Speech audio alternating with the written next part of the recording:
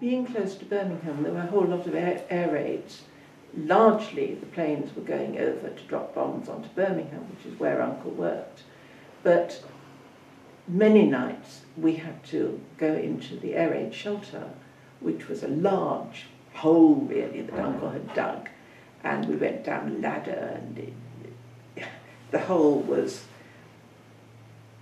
Auntie and Uncle, the neighbours, who had no children, and my sister and I. So there were 6 people in that hole.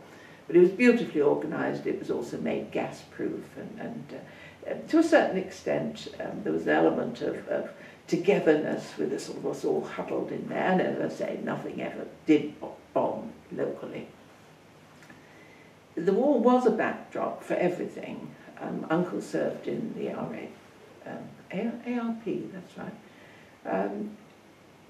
I think I was more conscious of it myself by this business about being German, about being teased and taunted about being German. And that's why I think I wanted to become more English than the English. We didn't know where my mother was at all. I have a letter from my father, who was in correspondence, to Auntie and Uncle, sort of saying nobody knew where she was, and we thought the worst, really. And however much you try and protect children, that sort of really hit us pretty hard. It was hard to live there. The other thing that really impacted me and has modified the way I think in which I do my giving today is this continual demand that I should be grateful for having been saved.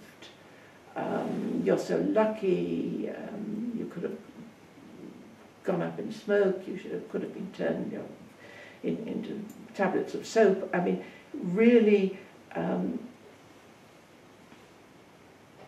underlining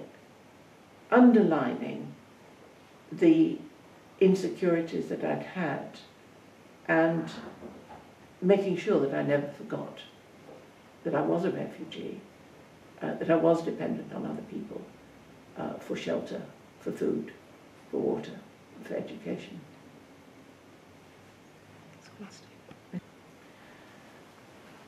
And compared to how we had originally been living, wartime Britain was pretty tough. Rationing was tight, and only really good organisers managed well on it, and Auntie was not a good cook, and we ate out once a week on Saturdays just to sort of try and help out. I couldn't stand the quality of the meat that was being sold those days, so I eventually was registered as a vegetarian, which meant I got cheese, which I also didn't like. I was a fussy, fatty child, and an extra egg a week to build up the protein.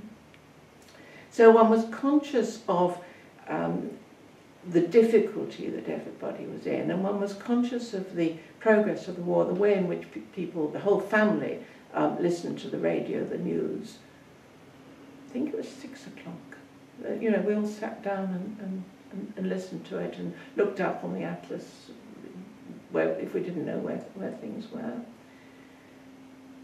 But oddly enough, there's another form of adult conversation that I remember much more than discussion about the war. Maybe people were trying to protect us, I don't know. There was I can remember a lot of conversation about the abdication. And this had happened some years previously, and yet everyone was still talking about it. It was partly the reaction to King George VI, my king, as I think of. And people were sort of saying how well he was doing or how not well he was doing with his speech difficulties. And went on about the abdication, about how he didn't do his duty. That word duty came in. Now, I was always a bit of a romantic, I think I still am, but I thought it was rather romantic that a king should give up his crown for the woman that he loved. And there were some adult-child conversations along those lines, and certainly the adult view and that I was left with was the first thing you have to do is your duty. And when it comes to philanthropy, do we do it out of duty? Jewish people give out of duty. Muslims give out of duty, though they give in charity rather than to charity. And those are really remnants of the war years.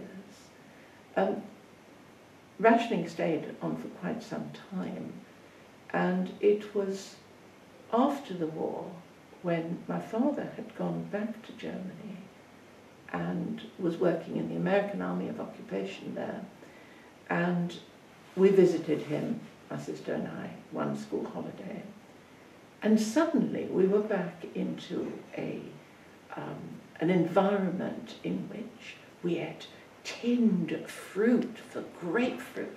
That was the sort of thing in the war, you know, you kept for Christmas Day.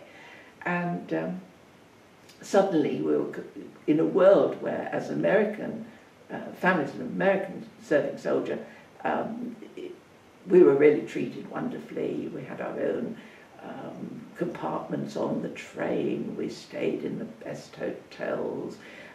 We had something called a PBX where we could buy all sorts of things with sort of coupons, I suppose. But the contrast between that and the rest of Germany, this was Nuremberg and Cologne, was earth-shattering, really. Germany really had been smashed. People were living in cellars and coming out of ruins. There was no soap, there was no light, there was no clean water. The contrast, I mean, people sort of hung onto the sides of trains. Oh, it was really dreadful. And suddenly, I was one of the rich. I was one of the protected. My hair was clean, my teeth had been looked after, I was healthy, and you suddenly realise this disparity of living standards. And in a sense, philanthropy is all about getting some sort of justice in a world that can be so unfair.